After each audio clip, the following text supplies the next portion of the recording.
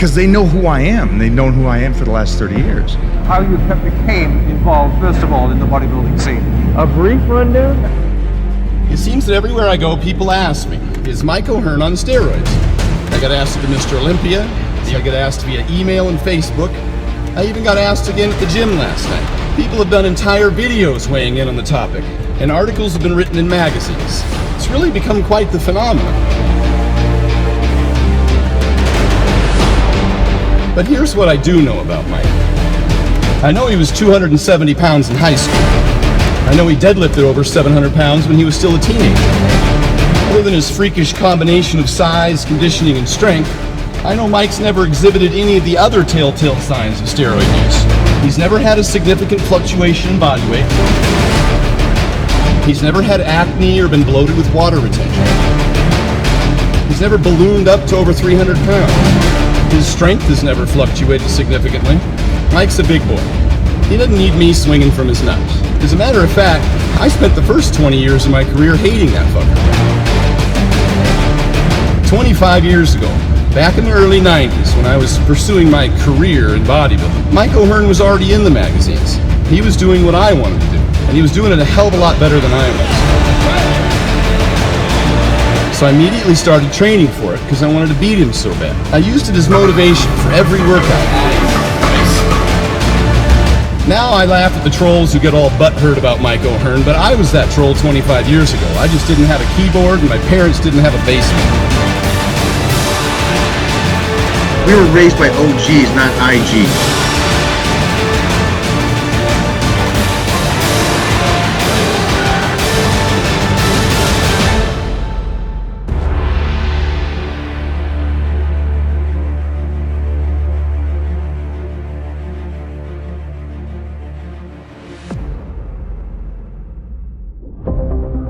So we walked to the back of the gym, and there was Mike, on the incline press, with 405 on the bar, no spotter, training by himself. And just then, I had a moment of deja vu. Ever since I began training, back when I was in college, Gold's Gym Venice was the mecca of bodybuilding, a place where all the greatest bodybuilders in history would come to train with and learn from the other greats. Dozens and dozens of times over the decades, I visited Gold's Venice. And most of those times, I would see Mike O'Hearn in there training, typically in the squat rack, with at least 400 or 500 pounds in the bar. By himself, no spotter, no posse, no camera crew. Just grinding out heavy set after heavy set, writing down each lift in his book, sitting quietly between sets focused on the bar. This was the same scenario every time I saw Mike in the gym. Day after day, week after week, month after month, year after year, decade after decade. Discipline, consistency, and hard-ass work. There's do right things and then wrong things. I kept going baby step. I can take everybody. When they make a mistake, that's another day that I get ahead.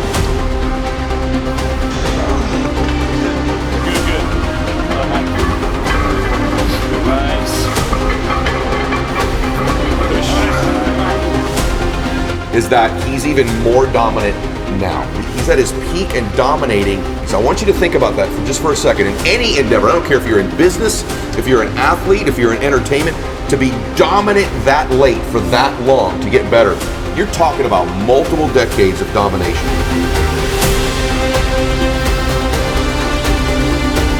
Freaking savages. I love this.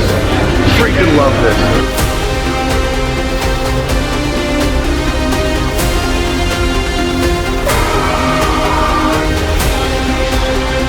Six, 7,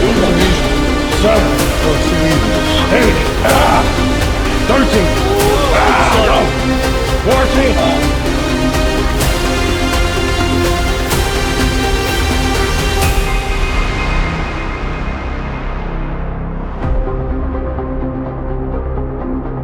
14. But keep fighting. Try to be the one that makes it.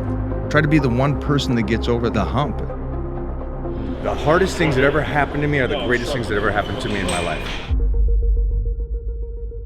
I loved being the underdog. I love that. I come from a place where I'd rather be the underdog and have to fight and put in the work, because I know I can outwork anybody.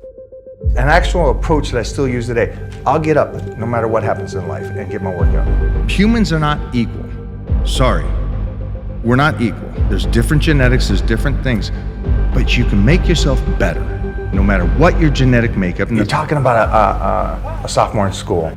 I was a monster. I was already benching over 400 pounds by the time I was 15, squatting 550 pounds. And it's like, you're gonna be a different creature now doing what you're doing. The idea that every brick I built, I need to make sure that brick stays there. I don't go in there and lift heavy weights because I have an ego. I like the mental battle within myself. I love that fight.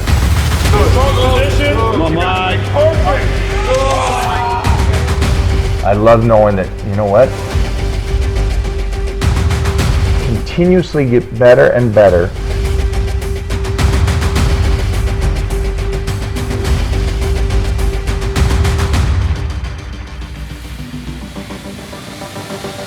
My goal was, all that work I put in, I get to keep it for a lifetime.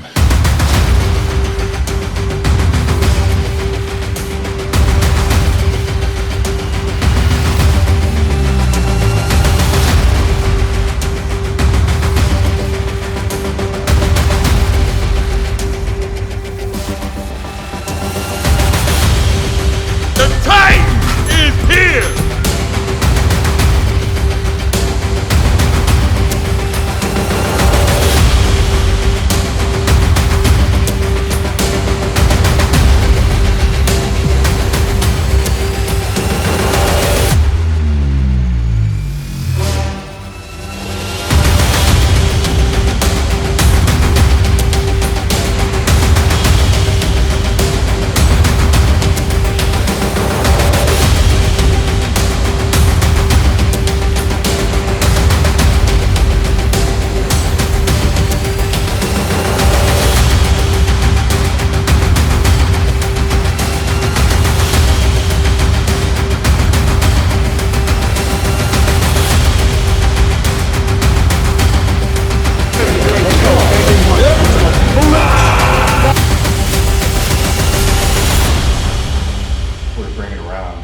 That's a good shot for you, yeah.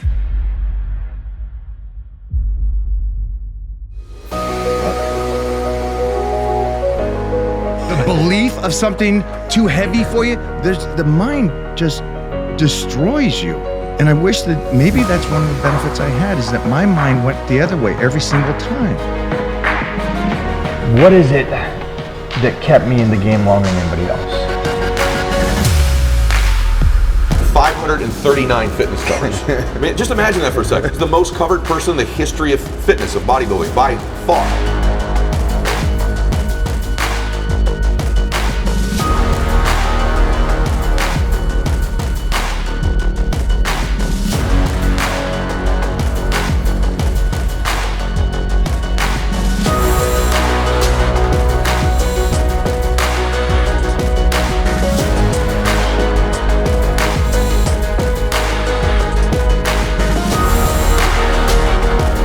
Always getting ready. Always. And I've never not been getting ready. You can't beat the guy that never gives up. I'm that guy.